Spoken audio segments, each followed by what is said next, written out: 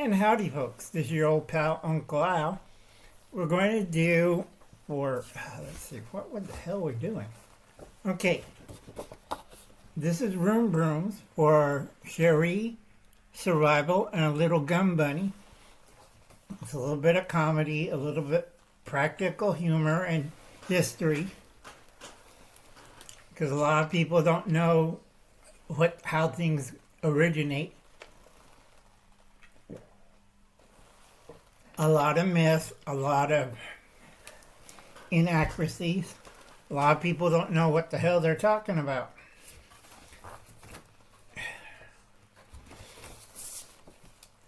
Now, we did part 2A, early development from the 14th to 15th century tubes and things. And we're right now processing all the way up to the 1800s, the 1700s. It's starting to make sense to them. All right?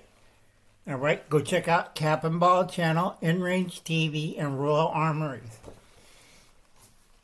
Also, Forgotten Weapons, but we'll start off with the easy part. Mid-development from the 1790s, that's still part of the 18th century, right after the American Revolution, to the 1880s. All right? We're talking about putting things in a cylinder. It could be a cylinder of tubes. It could be a solid cylinder. And then it starts to branch off into stock weapons. Well, I have a horse pistol. Well, remember, back in those days, when you shoot a pistol, you hold it up way out here. So the grip stance is different. Now, some idiot had a great idea. Let's put a stock on it. So you shorten it to about like this. All right, they were using in the 1890s flintlocks. So you're on horseback, which was favored by cavalry troops. Instead of having like this, you have it bent up into your shoulder. Okay, and you have a little carbine. But the bad thing is, you had the flintlock. So either the horse gets scared or you get a face full of smoke and sparks, and not a good idea. Okay? This branched off. Go see Forgotten Weapons, Ian's channel, and he has a whole playlist of stock weapons. Okay? At this time, pistols were going like this. Alright? For two reasons. The early flintlock, you had a lot of flash and powder burn, and you can't tell which one it affected most, the shooter or the shootee. All right, by the 1830s, with percussion caps, that solved half the problem. But they had a problem with like pepper boxes. Well, that's a good idea. We make a whole bunch of tubes and put it in a cylinder shape, and we can fire one by one. Only problem if you have chain fire.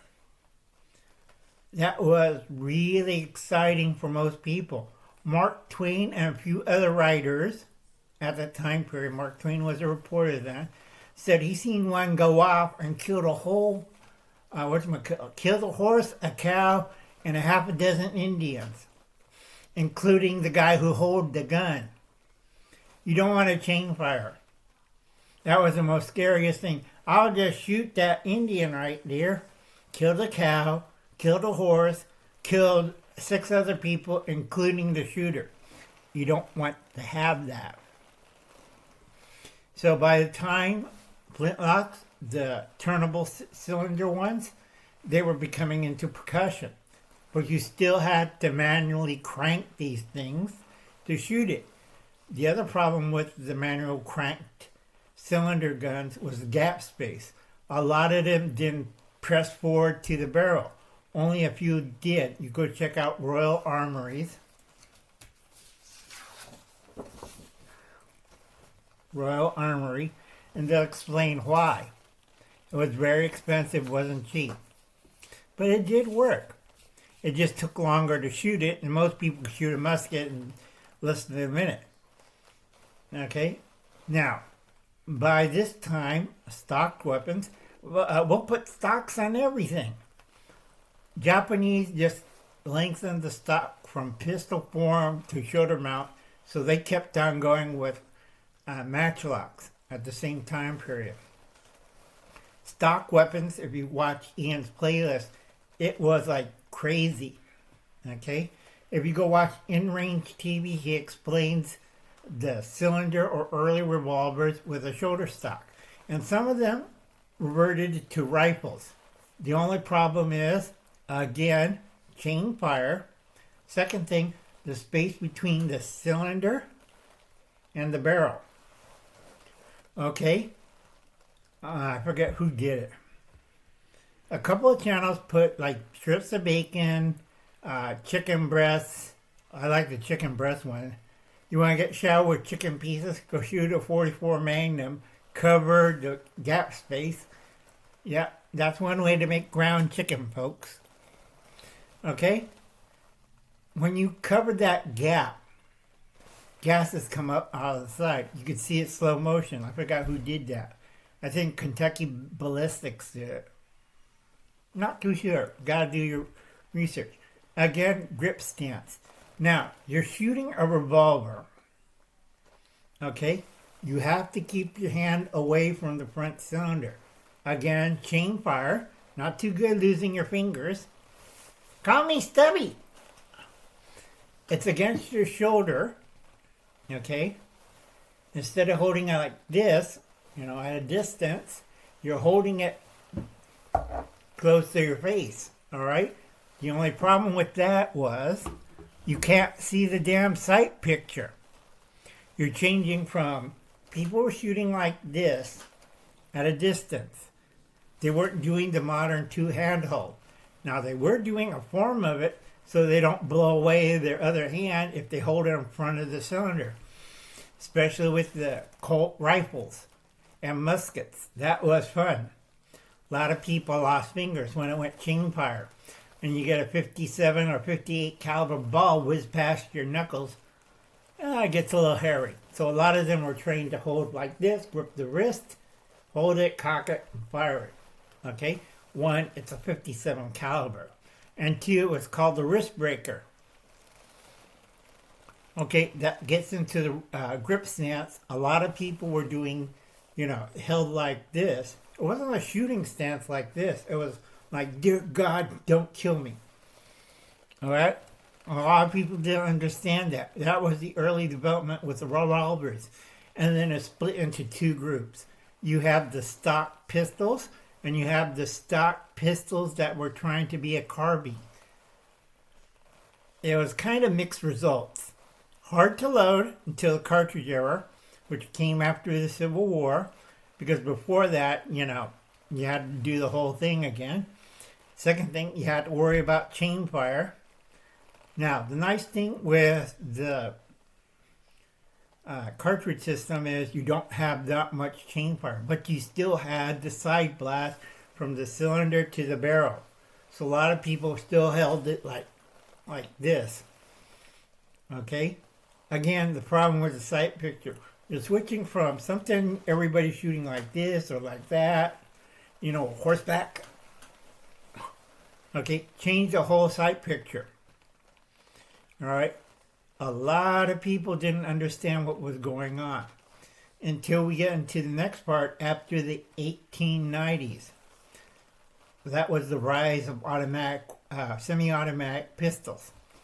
And then we'll get into that in that part C, part 2C. And that goes into up to the, what did I wrote down?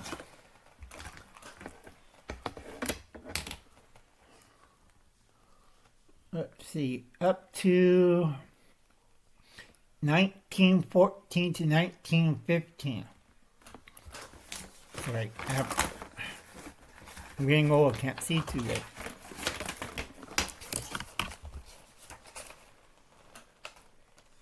Okay, it goes up to World War I, first 2 years. A lot of people had this great idea. With the new semi-automatics, we could put stocks on it. Well, a lot of people found out, the slide goes back. Revolvers didn't.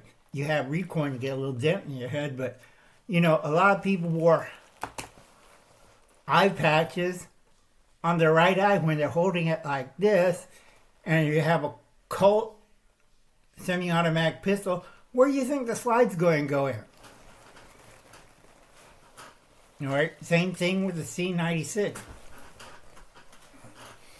At worst, because Mauser tried it, we'll put it on full automatic, let's see what happens. Okay, that's why you see a lot of World War I vets with the eye patch. Okay, because they were holding it like this. Not a firearm. They were holding like this. And the slide mechanism. Okay, that's why you see a lot of one-eyed people on the, World War I movies. There were eye patches. That's the reason why. Anyway, folks, I know this is long, but it's an interesting subject. Go do your research. Check out these channels. Cap and Ball channel, In Range TV, Royal Armory, and Forgotten Weapons. And that'll help you out. Anyway, I'll catch you later. Go check out Sherry's Survival and Little Gun Buddy. God bless and good luck. And you have a nice evening. Happy Halloween. Bye now. Where's that button?